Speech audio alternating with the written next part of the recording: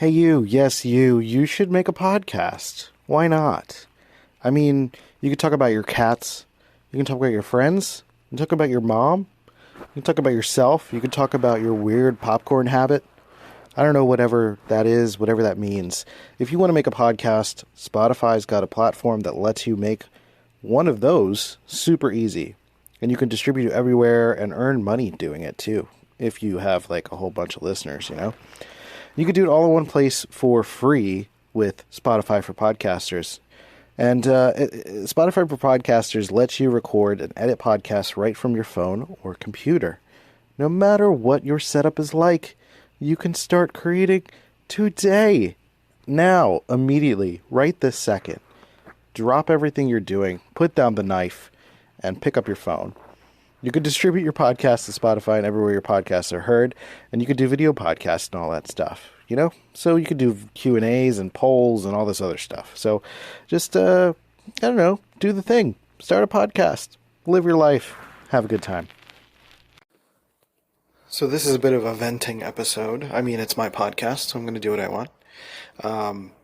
But with one of the coaching programs I'm in, it's bringing up the topic of executive functioning, which has been a major issue that I have been talking about on this podcast, about ADHD, some stuff relative to personality as well, and general mental health challenges. I mean, it's a big issue or topic amongst millennials. I know we talk about burnout a lot, and burnout is a big topic. And I think it does have a lot to do with executive functioning. And interestingly enough, I remember a few events ago that I worked at, Dr. Dario Nardi talked about how using our phones activate our executive functioning, more of the left brain, where we think it's more like watching TV and it's more of a receptive thing. We're actually using more of our decision making when using our phones. And I think what I'm needing to do within the next week for this coaching program is to audit how much I'm utilizing my executive functioning, because I'm realizing that I feel relief when I get the opportunity to just think or be or watch a movie where I'm immersed in something, or listening to an album where I'm immersed in something for a little while, and not presented with options to make a choice. So even when I'm watching a show that's maybe 30 minutes, it's like every 30 minutes you're presented with this idea or this choice of like, do I want to keep watching? Or do I want to watch something else? And it's not even that it's like a major decision to make. Usually I just let the thing go and it says next episode and it counts down and plays automatically. But it's something about being prompted that still activates the choice, whether or not I know ahead of time that I'm not going to make the choice, that I'm going to let it default and do its thing, right? So it's interesting how many choices we have to make in our lives. With streaming services, I go through YouTube every day and I'm saving things to my watch later list. I am scrolling on Twitter and I'm saving things or hearting things or sending things to my wife or whatever. There's just a lot of decisions being made, or which app to open up, what to do, what to say, how to spend my time, etc. So like sometimes I think that's why I default to recording an episode on this podcast, because it gives me something to immerse into a little bit. Even though I'm active and I'm talking, I'm not making executive choices in terms of I'm not making decisions on what to do next. I'm already in the doing, So it's like this twofold thing. It's finding higher leverage choices that are leading to immersive outcomes, meaning whether I'm sitting and talking with someone for a long time, or watching a movie for a while, or listening to music for a while, listening to an album or something. Like, it's a lot of these short decisions that are leading to this sort of like mania, skipping along the surface sort of brain activity that I feel leads me into this sort of manic, addictive feeling. And I definitely feel very addicted to doing and devices and choices. And I think there's a part of me that's searching for something that is high leverage, that is like a high potency choice that is like, okay, this is a decision that's going to lead to some sort of prosperity. And if there are more choices to be made, then it means you're not there. And like the brain is an interesting place. The brain is it doesn't know why it's reacting. It just knows it's reacting, right? That's why like dopamine as a release chemical, for example, it doesn't know what caused it. It just knows that the brain is basically saying, whatever you just did, do it again, which is why addictions can occur, because the brain doesn't know if it's like a healthy version of it. It just knows that it worked. And I think we're getting very similar dopamine hits for making decisions and getting some sort of joyful result. And therefore, your brain is just like, make more decisions, do more of that, which is, tinkering on our phones or whatever. Or even just like I've catch myself spending a lot of time in the Netflix menu saving stuff and not actually watching anything, but I'm just making decisions, right? There's this study that I came across back in 1993, not that I was in 1993 at the time, but the study came out in 1993. It was conducted in 1993 around this idea of leisure, and people were starting to transition from leisure activities being about guided experiences to self-choice experiences. For example, national parks. Instead of being guided by a ranger, people were choosing to do audio tours and lead themselves through a space. And there is a lot of ramping up of executive functioning in the 90s in particular due to like No Child Left Behind and things being centered around test scores and just increased desire for productivity. Go, go, go, fast, fast, fast. It's kind of a story of America. And so there's this increase in executive functioning, and it's only gotten worse. And I think that's like this sort of uncategorized means of creating this burnout. Because it's not as if it's like, why now are we burning out more often relative to the complaints of the past? I'm sure plenty of people had complaints about burnout, but it feels as though, and it may be a case, where there is an actual different limit. And I think based on personality type stuff, the idea is that people do have different capacities and different focuses and different leverage points of how they're going to utilize their executive functioning. Some people are just generally more people focused, and that's going to put them in circumstances that are going to require less executive functioning, because you're just going to have conversations and maybe be in more guided or receptive territories. Whereas if you're typically more of a data focused person, more of a productivity focused person, more of a data driven, then you're more likely to be using your executive functioning more often and running into circumstances where you will burn out. And now we have digital access. I have access all the time to use executive functioning. At any moment, I could be waiting at the DMV and just start doing work stuff on my phone, answering an email, writing notes, writing a tweet. I could go somewhere and record a podcast. Like, I was in this moment where I realized this, and I was going to do more work, and I'm like, I am totally burnt out. And so I started picking up my phone, and now I'm recording a podcast because it's something that I feel like I can do to immerse myself in something for at least a little bit, and also get a little bit of a, complaining out of my system. So there's something about this need to do an audit for executive functioning that's going to be necessary for me for this week. and it may require some drastic changes.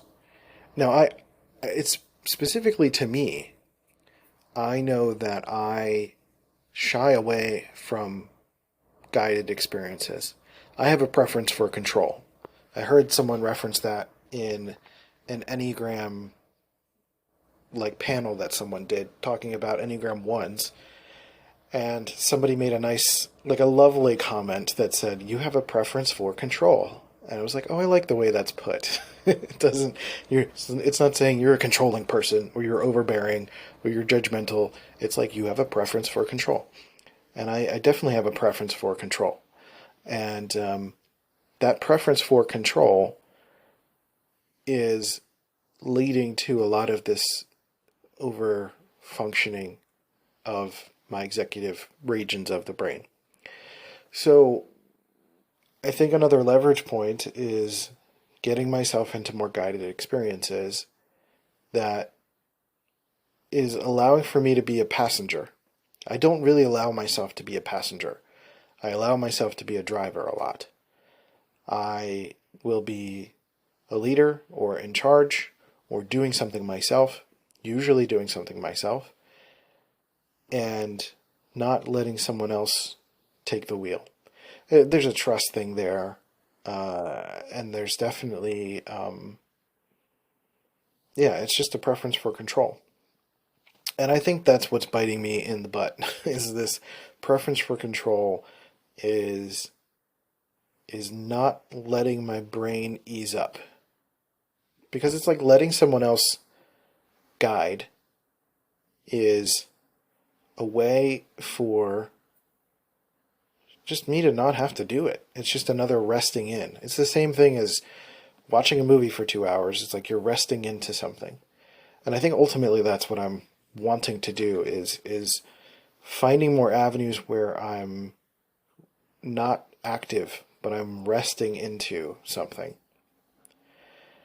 And so that might mean a couple of shifts. That might mean letting go of this like constant YouTube cataloging and searching and making decisions about what I want to watch.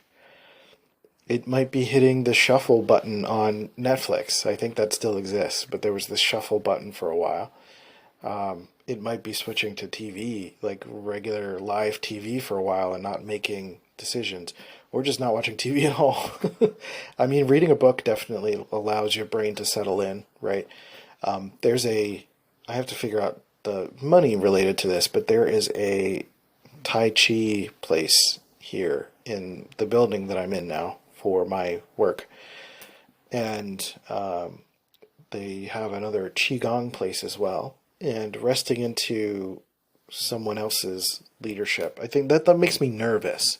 There's something about that makes me uncomfortable. And I recognize that that's something I'm going to have to like navigate the uncertainty of and just go forward and do it. And so I think that's talking through all of this. I think that's going to be the leverage point, is finding ways to be guided or facilitated through something, because I'm doing too much of the creating or doing or facilitating directly myself. And so I'm needing to let my brain ease up and relax. And ultimately, I think that's what's going to help with the management of burnout. And I think another leverage point too is that I tend to do my work all at once. So I have my daily work that's paying the bills. It's usually like 4 or 5 hours of work a day. And I just take the morning and I usually do it like straight through. Right now, I'm about 2.5 hours in and I'm like, ugh, no, I'm totally burnt out. So not only is it like collecting and cataloging ways to ease off of executive functioning, but then perhaps more variety and spreading things out a little bit more, so I don't have to do everything straight through, do what I can, and then ease off, regroup, and then get back to it later. I always worry that I just won't have the energy or the focus later, or that my wife will want something later and I won't be able to like stand up for myself to like make the time to do it. Or I'll kick the can or something and it'll never get done. So I just push through. And I'm starting to really feel that the pushing through is undermining me. And lastly, we had to make a list, or a list was presented to us of a bunch of options for things that we could do for the week to practice this cognitive function, and to basically be transparent. If you're into personality types and cognitive functions, it's extroverted thinking, which is more of an executive functioning, like goals and accomplishing and external progress. And so there's this list, these 15 things that were presented as ways to access this function. And I looked at the list and I just wanted to cry. I'm like, I'm already overdoing all of these. So I think my goal is to ease up and find a way to like relax that. And so allow myself to be guided through something. So, I have the call later today for it. And so we'll see if that actually fits the bill. But that's kind of my thought on executive functioning, because I think that's my story of executive functioning. But I'm curious about like getting to know what other people's experiences are, especially since like so many of us have phones in our pockets, access to burnout constantly, just doing. Like, what does that mean for big picture shifts? What does that mean for advice to give other people? Like, if you're listening to this and this is something that you're resonating with, like, I'd be curious if you found ways to ease up on your executive functioning, to be guided through something versus actively having to do something. And if that feels like it starts to ease up on the brain, right? So I feel like I've got addictions happening at multiple angles, and this executive functioning one in particular is an interesting place to explore.